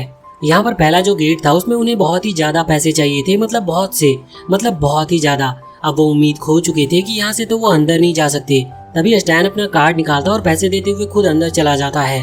वो बताता है कि वो पहले से बहुत कमाई कर रहा है। ये देखकर सभी हैरान थे। अब इस गेट से वो नहीं जा सकते थे, तो दूसरा गेट जो था वहाँ से सिर्फ सुंदर लड़कियां ही अंदर जा सकती है। इसीलिए डोरा तुरंत ही अपनी रियल फॉर्म में आती है, जिसके बाद उसे एंट्री ना मिले ऐसा हो ही नहीं सकता था, बल्कि वो तो यहाँ पर असाई को भी अंदर ले आती है और कोई भी उसे रोकता तक नहीं। अब इसके बाद मियाओ वहाँ उसी गेट से अंदर आने के लिए आगे बढ़ती है, लेकिन वहाँ का जो गार्ड था वो उसे रोक देता है। वो कहता है कि एक बार अपनी शक्ल देखो, उसके बाद अंदर जाना। मियाओ समझ गई थी कि वो यहाँ से जा नहीं सकती, इसीलिए अब वो तीसरे गेट की तरफ जाती है, जहाँ पर वो एक सुमो रेसलर को देखती है जो कि किसी चीज पर अपनी पावर दिखा रहा था। मतलब यहाँ पर अगर वो पावर साबित कर दे तो वो अंदर जा सकती है। जिसके बाद मियाओ अपने स्पिरिचुअल बेयर फॉर्म में आती है और पंच करते हुए उस चीज को तोड़ देती है जिस पर पावर दिखानी थी। इसके बाद उसे भी अंदर की तरफ एंट्री मिल गई थी। अब सिर्फ रिचर्ड बचा हुआ था। वो चौथे गेट से एंटर करता है। जब वो अंदर आता है तो असाई उससे पूछता है कि चौथा गेट किस चीज का था, तो वो बताता है कि वहाँ से कोई फेमस पर्सन ही अंदर आ सकता है। ये सुनकर असाई शॉक था। वो पूछता है कि तुम फेमस हो तो तुम करते क्या हो, लेकिन रिचर्ड यहाँ पर उन्हें कुछ बताता नहीं। वैसे असल में वो एक क्रिमिनल है। अब वैसे इसके बाद अब बोनी वहाँ सामने आती है और उन्हें बताती है कि यहाँ से उनका ट्रायल स्टार्ट होगा। यहाँ पर बहुत सारे फ्लोर हैं, करीबन 200 फ्लोर्स, और जो 20 फ्लोर है वो बेसिक है, मतलब वो नॉर्मल फ्लोर्स है। लेकिन तभी वहाँ खड़ा एक समनर कहता है कि वो पिछली बार आया था और सिर्फ 5th फ्लोर तक पहुँच पाया। दूसरा कहता है कि वो तो 3rd फ्लोर पर ही आउट हो गया था। यहाँ पर रिचर्ड भी बताता है कि वो 9th फ्लोर तक पहुँच गया था, लेकिन उसके बाद वो आउट हो गया। अब इन लोगों को बोनी बताती है कि 10th फ्लोर पर एक चेक पॉइंट होता है, जहाँ तक अगर वो पहुँच जाए तो अपनी एनर्जी वहीं से कंटिन्यू कर सकते हैं। इसके बाद अब वो लोग आगे बढ़ना शुरू करते हैं। यहाँ पर उन्हें जानने को मिलता है कि हाना असल में 11th फ्लोर तक ऑलरेडी पहुँच चुकी है, क्योंकि उसने ये जर्नी पहले ही शुरू कर दी थी और वो इस बार की सबसे कमाल की कंटेस्टेंट है। असाई और बाकी सभी भी उसे देखकर मोटिवेट हो रहे थे और कह रहे थे कि वो भी अपनी पूरी मेहनत करेंगे। अब पहला फ्लोर जो था वो रेस्ट के लिए था। वहाँ पर एक बहुत ही शानदार होटल था। उसे कहा जाता है कि वो आराम से आज की रात यहाँ पर रुके और आराम करे, क्योंकि वो बहुत दूर से आए हैं और उसके बाद उनकी जर्नी आगे स्टार्ट होगी। अब वो सभी सो गए थे, लेकिन रात के टाइम हम देखते हैं कि अचानक से उनका जो कमरा है वो श्रिंक करना शुरू कर देता है। हर कमरे अलग अलग टाइप के थे, तो यहाँ पर हम असाई को देखते हैं जिसका कमरा श्रिंक हो रहा था और बहुत नुकीली कील लगी हुई थी, जो कि असाई को अगर टच करती तो शायद वो मारा जाता। उसके कमरे में अभी डोरा भी थी। वो दोनों डर गए थे। डोरा यहाँ पर अपने क्लेवर्स का इस्तेमाल करते हुए उस गेट को काटने की कोशिश करती है, जो कि बना तो लकड़ी से था मगर वो कटता नहीं। इन्हें समझ में नहीं आ रहा था कि ये क्या करे, पर लास्ट मोमेंट पर असाई स्केलेटन कीज का इस्तेमाल करता और वो बाहर आ गए थे। लेकिन वो ये भी समझ रहे थे कि बाकी सभी के ऊपर भी यही खतरा आया होगा, इस वजह से वो सभी के गेट जाकर खोलने लगते हैं, पर किसी भी गेट को बाहर से खोल पाना नामुमकिन था। तभी जब वो मियाओ के गेट के बाहर पहुंचते हैं तो वो देखते हैं कि उसके कमरे से एक अजीब सा कॉकरोच गेट के नीचे से बाहर आ रहा है। वो देखकर घबरा गए थे, क्योंकि उन्हें वो बहुत वियर्ड लग रहा था। लेकिन उन्हें जानने को मिलता है कि ये मियाओ है। वो बताती है कि उसके पास और कोई दूसरा रास्ता नहीं था। अब इसके बाद वो स्टैन के रूम के बाहर आते हैं, जहाँ पर वो देखते हैं कि उसके गेट के नीचे से ब्लड निकल रहा है। उन्हें लगता है कि स्टैन मारा गया, लेकिन तभी वो ऊपर की तरफ से गिरता है, क्योंकि वो जो चिमनी टाइप की चीज थी वो उसी रास्ते से बाहर आ गया था। यहाँ पर ये लोग देखते हैं कि बहुत सारे दूसरे कंटेस्टेंट भी अब बाहर आते जा रहे थे, लेकिन अब धीरे धीरे फ्लोर टूटना शुरू हो गया था, जिसकी वजह से इन्हें वहाँ से भागना पड़ता है। कुछ देर के बाद कुछ लोग फ्लोर टूटने की वजह से नीचे लावा में गिरने लगे थे, पर उन्हें असाही बचा लेता है। स्टैन भी नीचे गिरा था, जिस वजह से डोरा ने अपने क्रिस्टल विंग्स एक्टिवेट करते हुए उसे बचा लिया था। अब ये वहाँ पर मेन गेट की तरफ पहुँचते हैं, जिसे खोलने के बाद इन्होंने फर्स्ट फ्लोर क्लियर कर लिया था। अभी फर्स्ट राउंड क्लियर करने की वजह से उन्हें कुछ रिवॉर्ड मिलते हैं। रिवॉर्ड के तौर पर सभी को एक एक चेस्ट मिली थी, जिसके अंदर उन्हें अलग अलग टाइप की चीजें मिलती है। असाई को एक रिंग मिली थी, डोरा को क्या पता क्या मिला था, लेकिन मियाओ को एक डायमंड मिलता है। स्टैन को सबसे कूल चीज कुछ बम वगैरह मिलती है। अब इसके बाद वो सेकंड फ्लोर पर आते हैं, जहाँ पर बोनी उनकी बॉस होगी, मतलब वो सेकंड फ्लोर को संभालती है। वो बताती है कि यहाँ पर उनकी रेस होने वाली है। इस रेस के बाद जो फाइनल 15 कंटेस्टेंट बचेंगे वही फाइनलिस्ट होंगे, मतलब वो थर्ड फ्लोर के लिए सेलेक्ट कर लिए जाएंगे और इसमें उन्हें जो रेस ट्रैक है उसके 20 चक्कर लगाने हैं। अब रेस शुरू होती है, जिस दौरान हम देखते हैं कि सबसे आगे अभी मियाओ चल रही थी, क्योंकि वो बिल्कुल चीते की रफ्तार से भाग रही थी। पर एक और स्क्वेरल टाइप का लड़का था, जो कि असल में मियाओ की तरह ही एक एनिमल समनर है, वो भी बहुत तेजी से उड़ रहा था।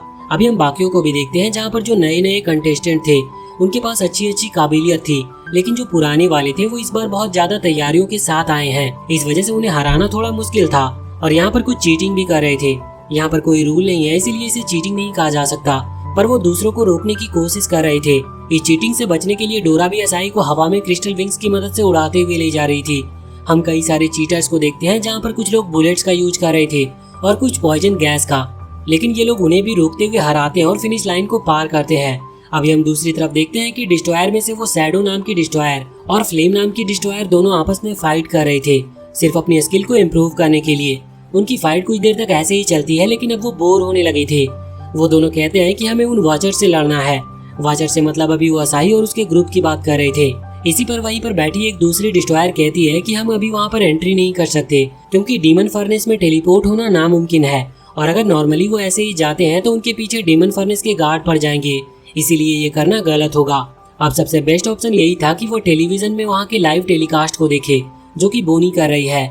वो लाइव टेलीकास्ट के दौरान हम देखते हैं कि सेकंड फ्लोर भी अब क्लियर हो चुका था, जहाँ मियाओ ने टॉप किया था और सेकंड पोजीशन पर असाही आया था। वो लोग असाही को देखते ही उसे पहचान लेते हैं, उन्हें बहुत गुस्सा आता है। अब जो थर्ड फ्लोर था उस पर उन्हें खाना बनाना था। यहाँ पर असाही फर्स्ट आता है क्योंकि उसके पेरेंट्स नहीं है, इस वजह से उसे खाना बनाने की बहुत अच्छी ट्रेनिंग मिल चुकी है। उसका खाना इतना अच्छा था कि वहाँ की जज उससे बहुत ही ज्यादा इम्प्रेस दिख रही थी। अब इसके बाद जो फोर्थ फ्लोर आता है वो कारुके का था, मतलब कि गाने का। लेकिन असाही को जीतता देख ये लोग पहले ही गुस्सा करते हैं और यहाँ पर उनमें से एक उस टेलीविजन को तोड़ देती है और कहने लगती है कि हम आखिर असाही को सबक कैसे सिखाएंगे। तभी वहाँ पर वो ग्रिम रीपर वाला डिस्ट्रॉयर आता है और कहता है कि उन्हें शांत होना चाहिए, जल्दी वो असाही पर हमला करने की प्लानिंग कर रहे हैं। यहाँ पर वो उन्हें एक और नई मेंबर से इंट्रोड्यूस कराता है जिसकी पावर देखकर अभी वो तीनों डिस्ट्रॉयर गर्ल्स हैरान थी।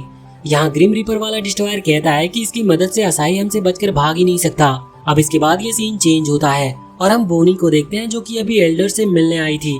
वो सभी एल्डर को बताती है कि टोटल 92 पार्टिसिपेंट्स ने हिस्सा लिया था, जिसमें अब सिर्फ 15 ही बचे हैं जो कि 5वें फ्लोर पर पहुंच पाए। मगर बाकी जो हारे हैं उनकी जो स्पिरिचुअल एनर्जी थी उसकी वजह से इन्हें बहुत सारी स्पिरिट एनर्जी मिल चुकी है। और इसके बाद अब बोनी वहाँ से सीधा ही एक तहखाने में आती है जहाँ पर गॉडेस पेंडोरा है। वो यहाँ पर आकर वो जितनी भी स्पिरिट एनर्जी थी वो उन्हें गॉडेस पेंडोरा के अंदर ट्रांसफर करने लगती है। लेकिन इसी के साथ ये सीजन और ये पार्ट यहीं पर खत्म होता है। तो वीडियो अगर पसंद आई हो तो चैनल को सब्सक्राइब करके बेल आइकन जरूर दबा लें और कमेंट सेक्शन में हमें बताएं कि आपको ये वीडियो कैसी लगी।